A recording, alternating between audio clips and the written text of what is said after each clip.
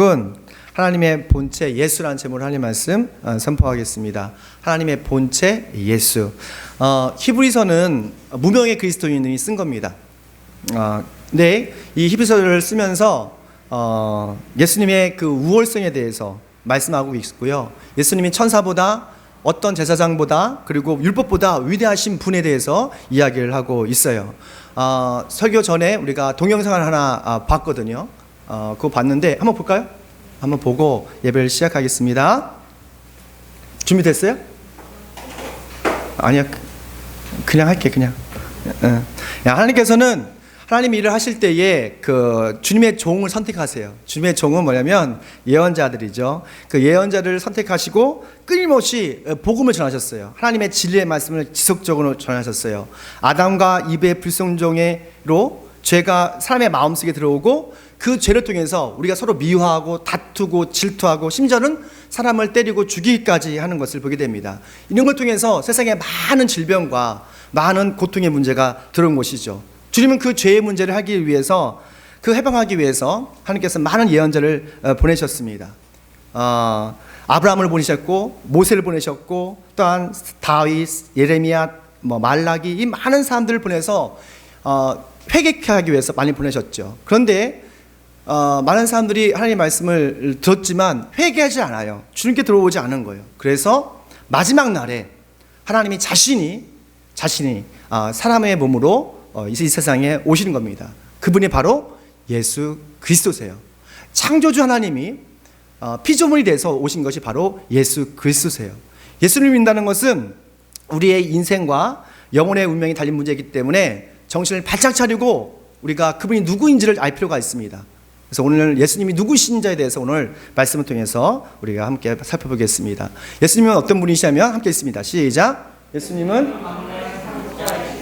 만물의 상속자이신 거죠. 모든 것을 소유하신 분이라고 성경 말하고 있습니다. 2절 말씀 잘 보십시오. 이 마지막 날에는 아들을 통해 우리에게 말씀하셨습니다. 하나님께서는 이 아들을 만물의 상속자로 세우셨습니다. 그를 통하여 온 세상을 지으신 것입니다 라고 말하고 있습니다. 창조주 구원한 하나님은 사람들에게 항상 자기를 계시해 주셨어요. 그러나 미련한 사람들은 하나님의 말씀을 계시를 듣고도 보아도 깨닫지 못하는 거예요. 그리고 하나님을 없다고 외치는 것이죠.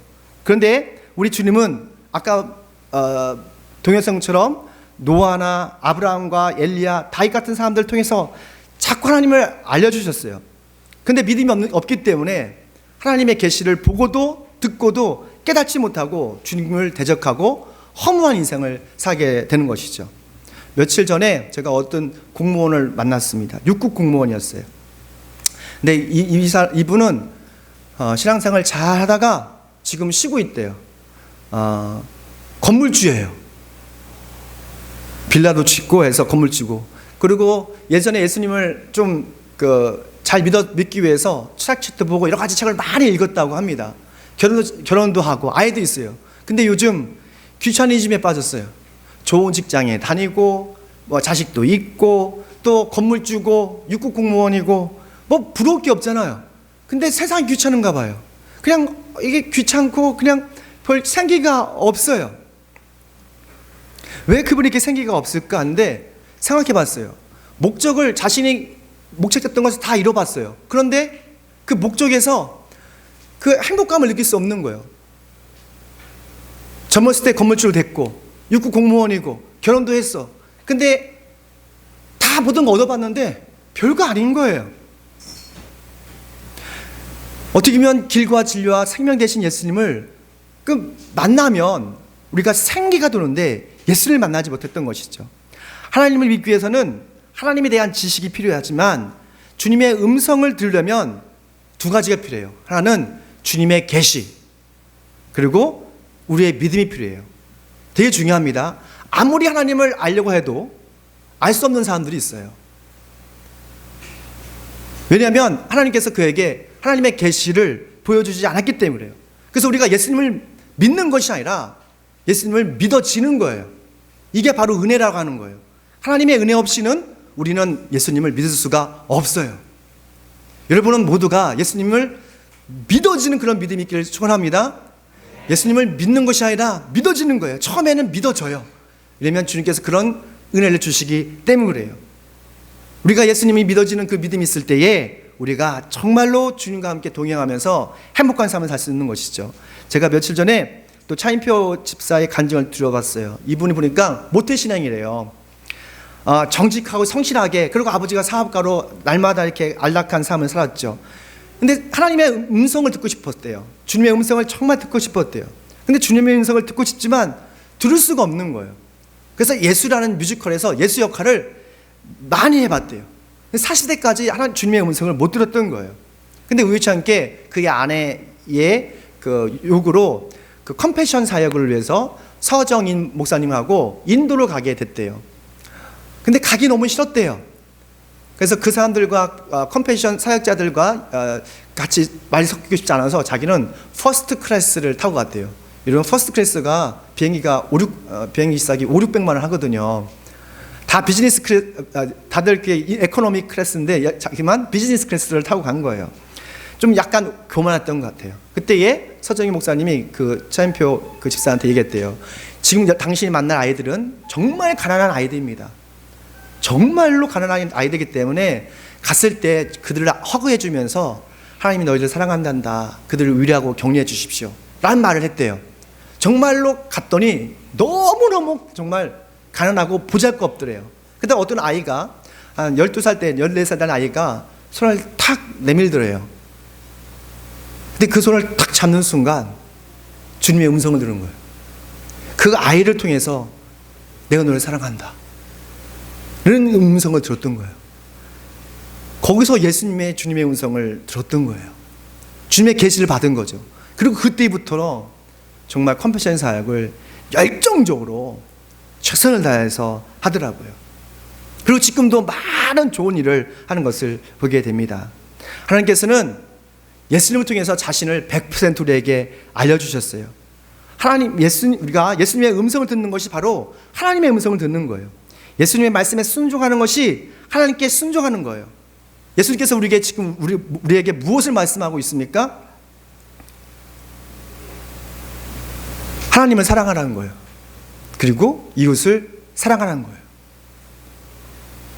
너무 쉬운 말씀인데, 너무도 잘 아는 말씀인데 너무 어려워요. 근데 진리는 간단해요. 주님께서 오늘 이 시간 여러분에게 하는 말씀이 뭐라고요? 하나님을 사랑하라는 거예요. 근데 그냥 사랑하는 것이 아니라 마음을 다해서, 힘을 다해서 노동하라는 거예요. 어떻게 보면 예배는 노동입니다. 영적인 노동이에요. 노동을 좋아하는 사람은 아무도 없어요. 근데 우리는 우리의 먹고 사는 문제에 대해서는 열심히 노동하는데, 하나님을 사랑한다는 그 사랑을 이루기 위한 노동은, 예배는 너무 가볍게 여기는 것 같아요. 근데 오늘 이 시간 나온 분들은 정말로 어떻게 보면 하나님을 사랑한다는 그 노동을 기뻐하는 것 같아요. 정말 이 예배를 귀중히 여기십시오. 하나님을 정말 사랑하십시오. 그리고 이웃을 사랑하래요. 뭐라고요? 이웃을 사랑하래요. 예수님께서 이렇게 말씀하셨어요. 너무 심플한 거예요. 그래서 우리 교회가 작지만 두 가지 사역에 어떻게 보면 집중하는 거예요. 하나는 컴패션 사역. 여러분 나중에 천국에 가면 하나님께서 말씀하실 거예요. 넌 무엇하다 왔니? 라고 말씀하실 거예요. 그때 조금이나마 우리 더불어 교회를 통해서 나는 가난하고 연약한 사람들 도왔습니다 라고 말할 수 있잖아요. 그렇지 않습니까? 여러분 그런 자부심을 가지고 살아야 돼요. 그리고 선교를 하잖아요. 우리가 갈 수는 없지만 우리가 기도로 후원하고 재정으로 후원하고 또 우리 일상에서 그 선교사의 사명을 감당하고 있잖아요. 하나님께서는 그걸 가장 기뻐하시는 거예요. 우리가 대단한 성공을 이루고 대단한 업적을 이루고 공부를 많이 해서 교수가 되는 것보다도 더 중요한 것은 우리가 가진 그런 재능과 은사와 재정을 가지고 하나님 나라와 위를 위해서 무엇을 했는가가 하나님 보시기에는 더 중요한 거예요. 역대의 상한을 보면 많은 왕들이 나옵니다. 근데 하나님께서는 그들이 어떻게 정치하는 것보다도 더 중요한 것은 이 사람들이 하나님 나라와 하나님을 위해서 또 백성을 위해서 무엇을 하는지를 더 중요시 여기더라고요. 그들의 신앙을 더 중요시 여기더라고요. 정말 주님의 음성은 가까이에 있는 거예요. 주님께서는 지금도 여러분을 말씀을 통해서 계시하고 계신 거예요. 믿음의 눈을, 믿음의 귀를 열어주십시오. 그러면 오늘 이 시간 하나님의 음성을 듣게 될 것입니다. 또한 예수님은 함께 있습니다. 시작. 되게 중요한 겁니다. 예수님은 피조된 분이 아니세요. 창조주 그분이세요. 저도 이거 말씀을 읽으면서 정말 이게 믿는데 너무 큰 믿음이 요구하는 것 같아. 우리 2절 하반절 말씀 함께 있습니다. 2절 하나님께서 시작. 하나님께서 이 아들을 만물의 상처로 세우셨습니다. 그를 통하여 아멘. 온 세상을 지으셨습니다. 그래서 3절 하반절 말씀 보니까 그는 자신의 능력이 있는 말씀으로 만물을 보존하시는 분이십니다 라고 말하고 있습니다. 그러니까 하나님께서 또한 예수님께서 또한 성령님께서 창세 전에 계셨고 그리고 창조된 모든 피조물 안에 계시고 지금도 영원하신 그 하나님이 바로 예수님이라는 거예요. 모든 만물을 창조하시고 만물을 보존하신 분이 뭐라고요? 하나님이시고 예수님이라는 거예요. 우리가 사는 시대는 종말의 시대입니다. 믿음 있는 사람은 더 믿음이 커지고 아주 악한 사람들은 더 교묘해지고 악해질 거예요. 그리고 성결한 사람은 더 거룩해지고 탐욕스럽고 욕망 있는 사람들은 더 권력과 욕망에 집착하게 될 거예요. 환경은 더욱더 오염될 것이고 물과 공기는 오염되고 또 여러분이 상상하는 그 이상의 신종 바이러스가 창궐하게 될 거예요. 종말의 때가 그래요. 왜 코로나 바이러스가 발생했냐면 여러 가지 원인 분석이 있지만 생물학자인 최채전 교수, 이 최재천 교수가 사실 우리 나세 교단에 출석하고 있는 분이세요. 천안에 계시죠.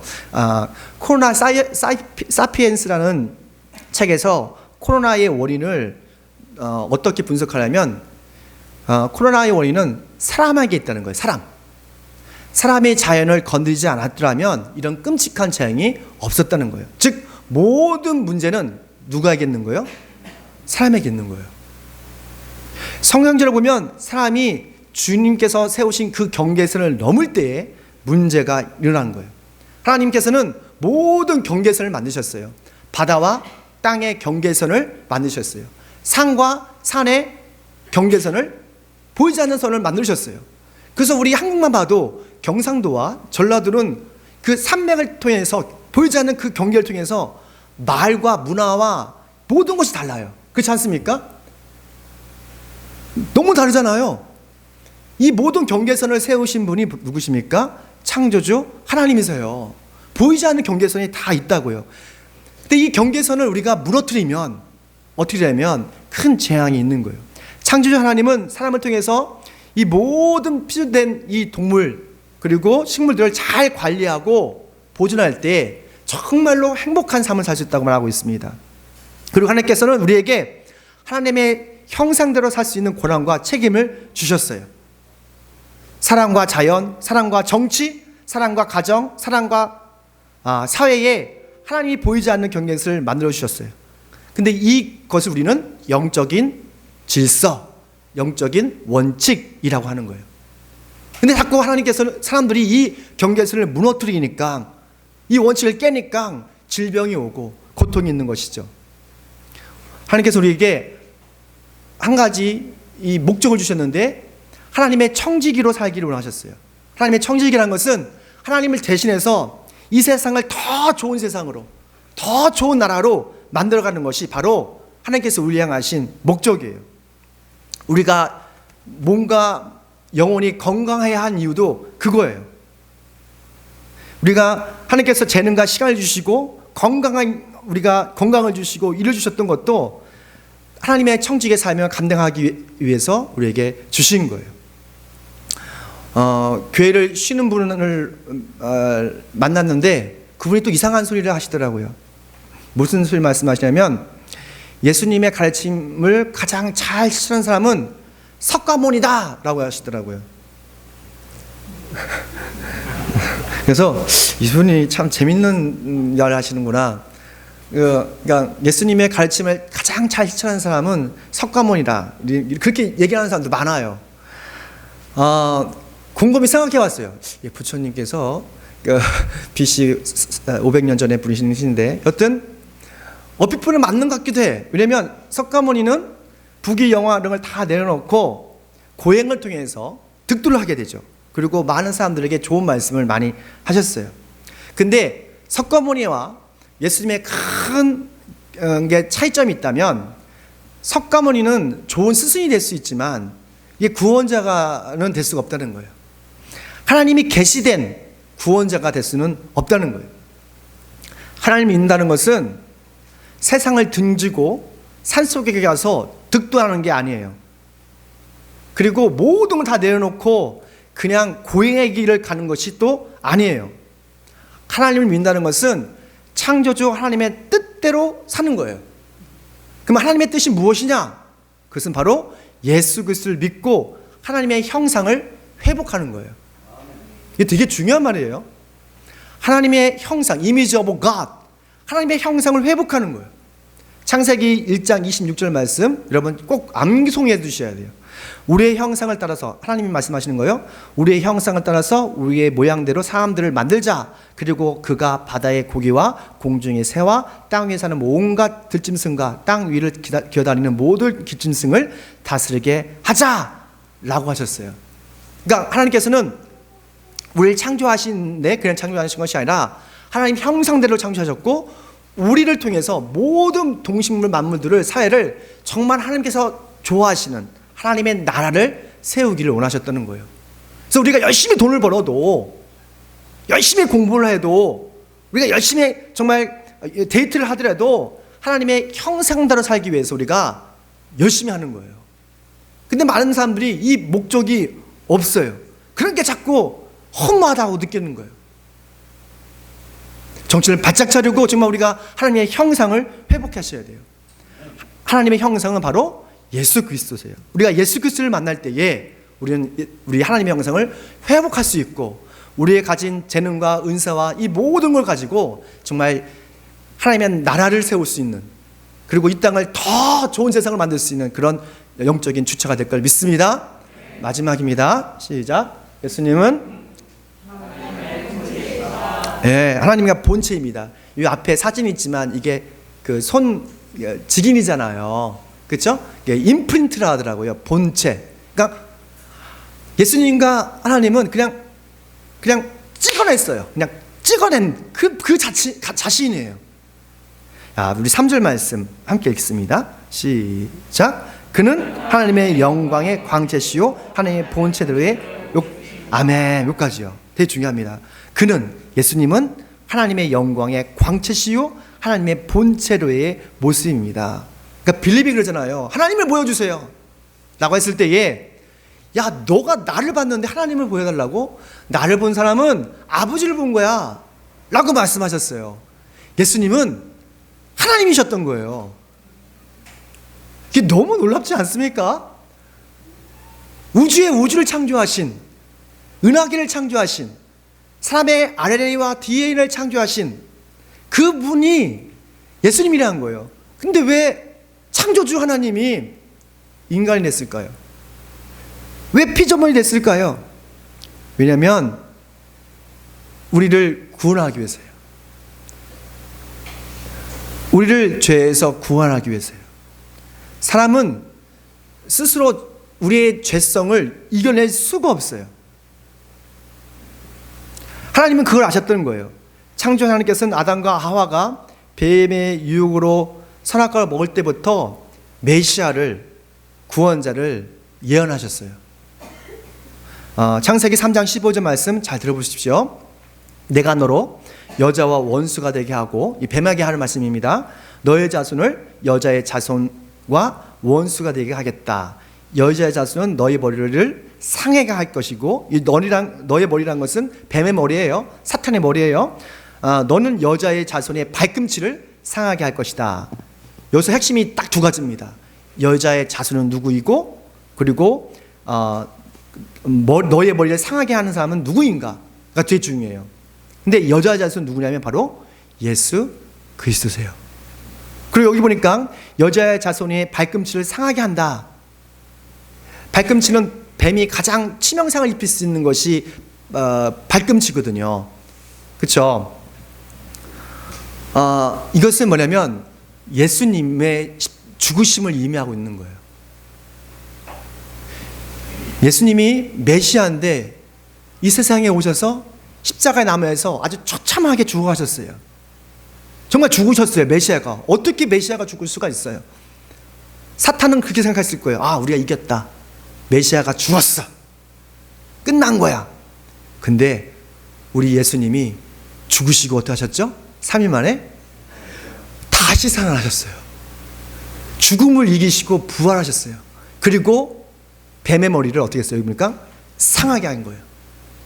그러니까 예수님께서 죽으시면서 끝났으면 우리는 예수를 믿을 필요가 없어요. 근데 예수님은 죽으시고 그 사망을, 죽음을 이기시고 다시 살아나셨어요. 그 모습 그대로. 그 모습은 정말 영광의 모습, 신령한 몸이겠죠. 그래서 예수님을 믿는 사람들은 죽어도 사는 거예요. 살아서 믿는 자는 영원히 사는 거고요. 그렇기 때문에 예수 믿는 거예요. 죽음을 그렇게 두려워서는 안 돼요. 왜냐면 우리는 하늘나라에서 만날 거니까. 예수님께 이 세상에 오신 목적, 바로 여러분을 구원하기 위해서, 인생이 아니라 영생을 살게 하기 위해서. 3절 하반절 말씀 보면 그는 죄를 깨끗하게 하시고 높은 곳에 계신 존엄하신 분의 오른쪽에 앉으셨습니다. 아멘. 이 존엄하신 분의 오른쪽이 누가 계시다고요? 예수님이. 그 중앙에는 하나님 아버지께서 앉아 계신 거예요. 앉으셨다는 것은 모든 구원 사역을 다 완성하셨다는 겁니다.